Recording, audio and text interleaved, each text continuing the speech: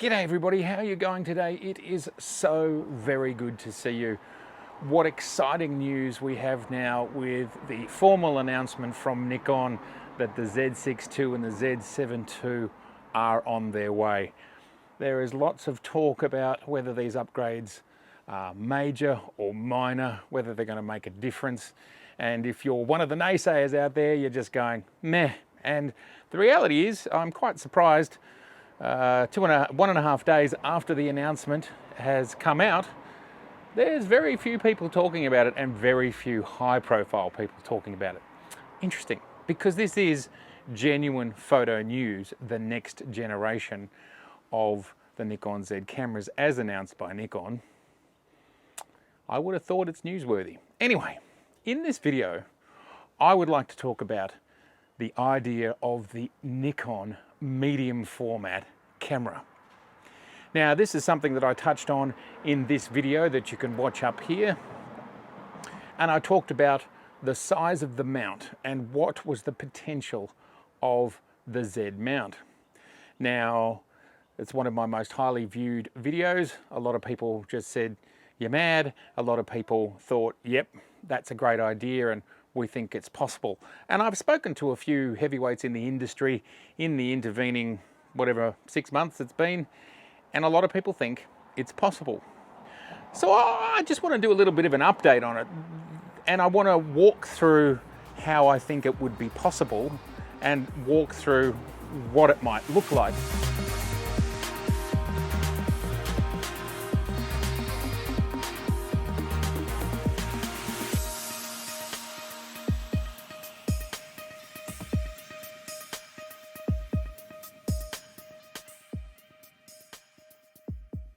Just to go back and reiterate where it all started, basically I believe the Z mount is large enough to handle the GFX 100, the Fuji GFX 100 sensor. So I believe that that can fit in there, and that's the most important thing.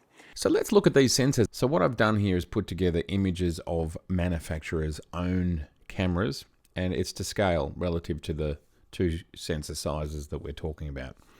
So let's start off with looking at the E-mount. Here's the E-mount, and it's 35mm sensor within there. And as we can see, and this is important, the way Sony do the E-mount is actually it falls slightly behind the mount, as we can see here in the corners.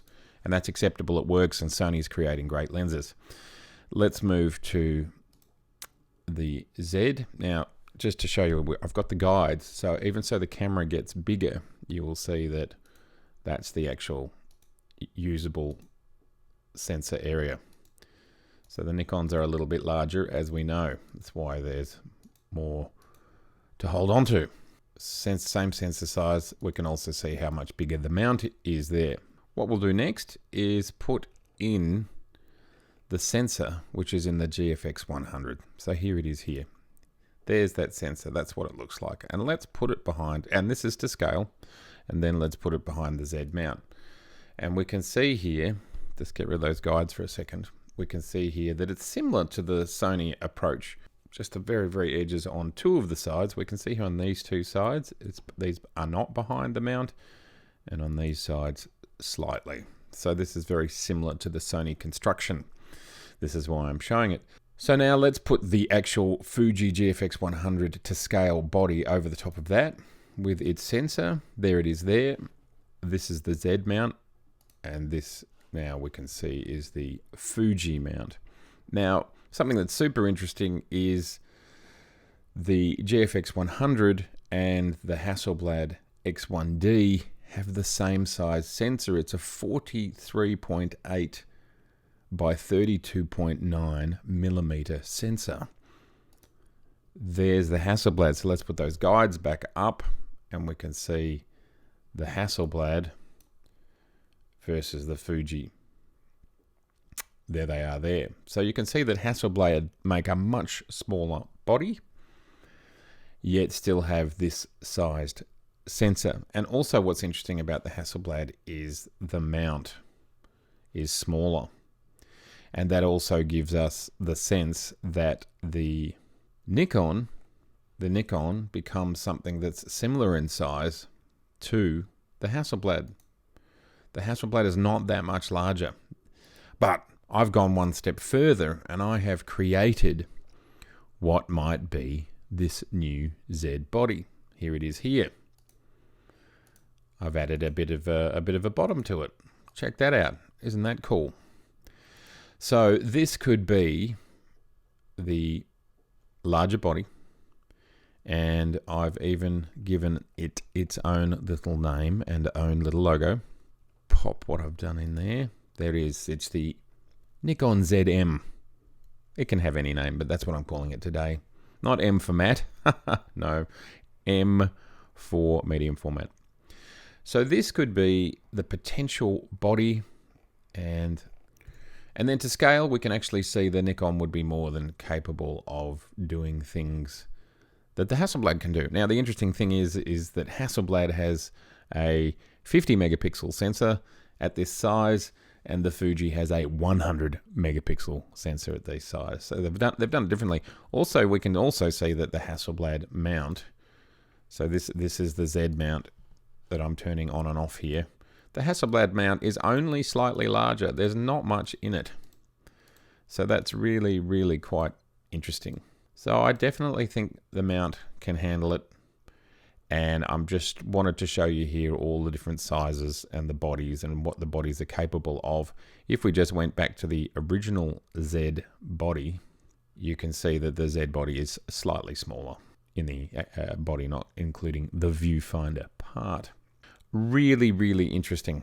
Really, really interesting. Anyway, that's a little bit of a look at how these sensors fit inside these bodies. The Hasselblad and the Fuji have the same size sensor, and how they do it in different bodies and different sizes. And it also gives us a bit of a sense of what the price points might look like, because Hasselblad is creating their unit for $5,750 US at the moment.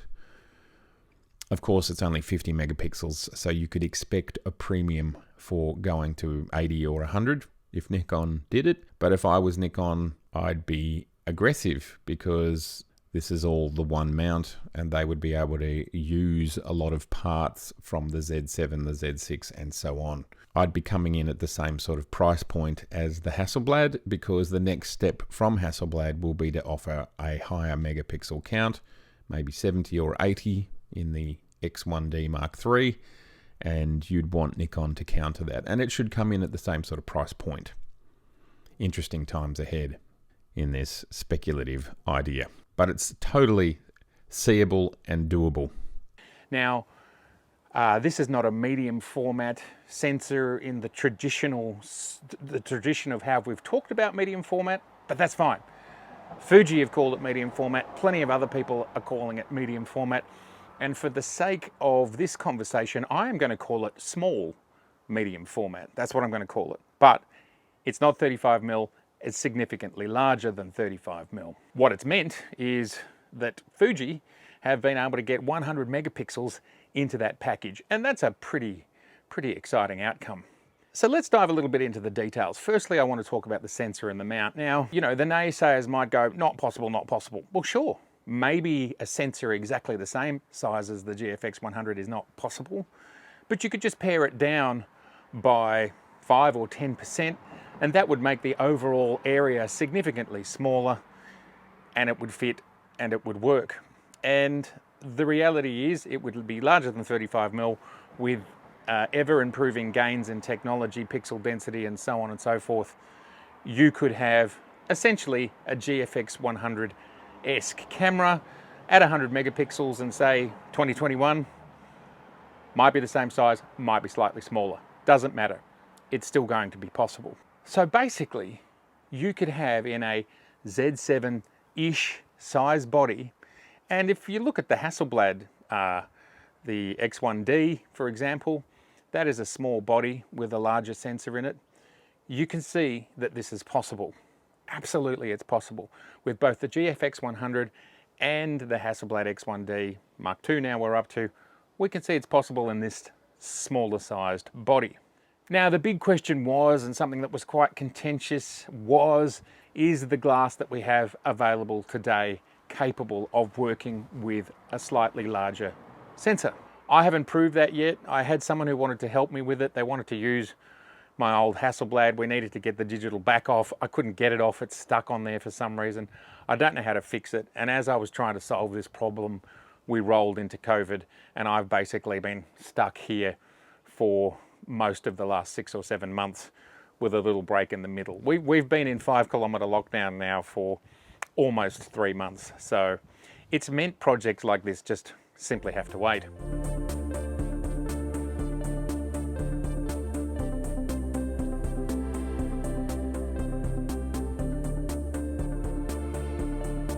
So I haven't been able to prove that, but from my perspective, even if I had to buy new lenses for this camera, it just simply wouldn't be a problem. And this is coming from a person who has purchased a real Hasselblad medium format, like the larger size H4D 60 megapixel glorious camera. You can see it in this video here, absolutely stunning.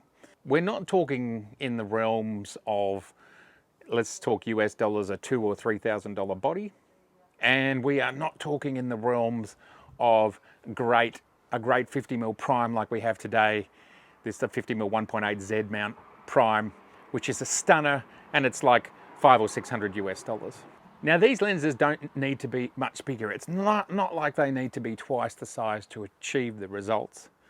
So I could see, based on what Nikon have given us so far, I could see the possibility that, for example, this new small medium format Nikon Z camera with a 50mm, whatever it translates to on that sensor, which might be slightly larger than the one we have today, and it might be, say, 1,000 or 1,500, so 2 times or 3 times the price.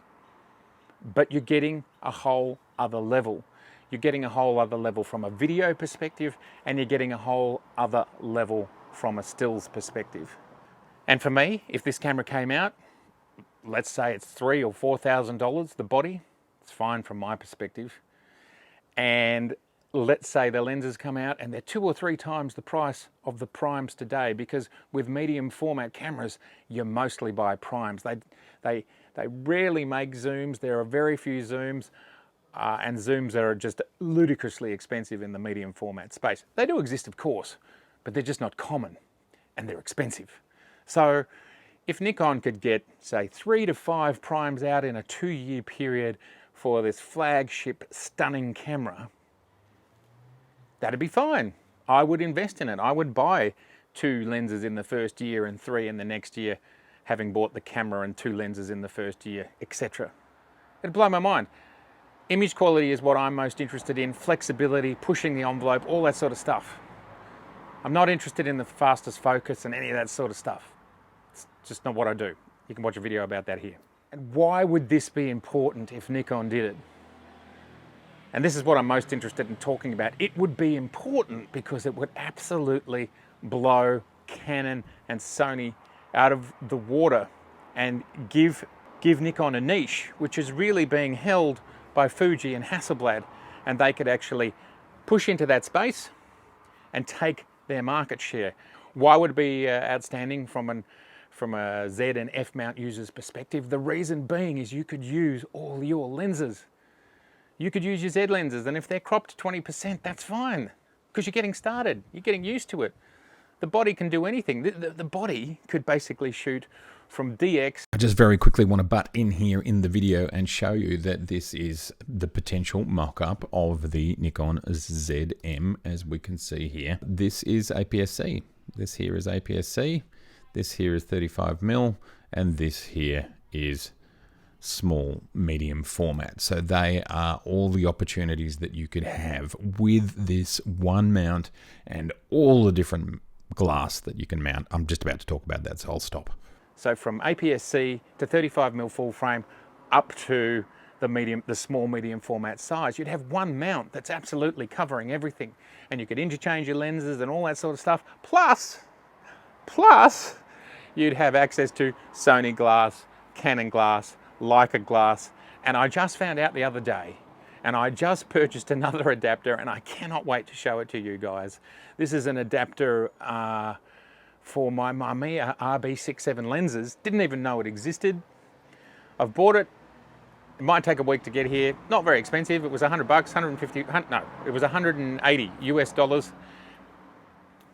I'm going to be able to mount these lenses. I'd be able to put the Mamiya medium format lenses on a medium format Nikon. So the expandability and the potentiality of this Z mount medium format camera, which up front might cost a lot, but its flexibility and its capacity would be immense. And if it came in even at the Z7 level today of focus speed and shutter speed and all that sort of stuff, that would be an outstanding small medium format camera with access to literally hundreds of different lenses from multiple manufacturers, from medium format lenses through to, So Nikon, I don't know if you have it in you. The mount is capable of doing it. The glass, I don't mind either way, because I would happily buy this camera and shoot with the glass that I have today and deal with the crop. And then as the lenses came out, I could slowly purchase them. And that would be absolutely fine. So Nikon, if you want to hit the ball out of the park, and if you just want to keep that ball reverberating around the world, this would be a killer move. And really, in essence, you would only need one body, and it would already outshine the GFX 100 and whatever Hasselblad's doing. One body and a couple of lenses to start with, like just 2 or 3 lenses to start with, because we have access to so many lenses. This is a killer product. You're capable of it. I would be awfully surprised if there's not 1 or 5 prototypes sitting on a desk somewhere. Give us a hint. Come on, Nikon. Show us. Let's just really put the cat amongst the pigeons. It'd be so much fun. This is my theory. This is how I think it could work. I think it doesn't need to be that expensive. The mount is so flexible and so many things can happen with this Z mount. The fact that I'm going to be able to mount my 25-year-old, I bought it 25 years ago. These are even older. This beautiful medium format glass. I now need to find my medium format zoom that cost me a bomb. It was half price and it cost me $5,000. My medium format RB67 lens. Can you imagine that on the front of my Z7, let alone on the front of what may well be the Nikon Z small medium format camera to come? Prediction, if it's real, end of 2021, start of 2022. I think it'd blow people's minds. Everybody, I'd love to know your thoughts. I'd love to know your thoughts. Everything from the use case to the market to the epic amount of lens choices available. Give me your thoughts. Love to know. All right, everybody. So good to see you. And if this is your first time here, so lovely to meet you. I'd love to see you again. So please subscribe. Please share. Get the word out there. Let's share these crazy Nikon ideas, because I think there's so much potentiality, especially in this one. And please like. Gets the blood flowing. All right, everybody. I'll see you very soon. I'm shooting here. Maybe it's obvious based on the framing. Fabulous. Nothing like a bit of color in the frame. All right. Bye.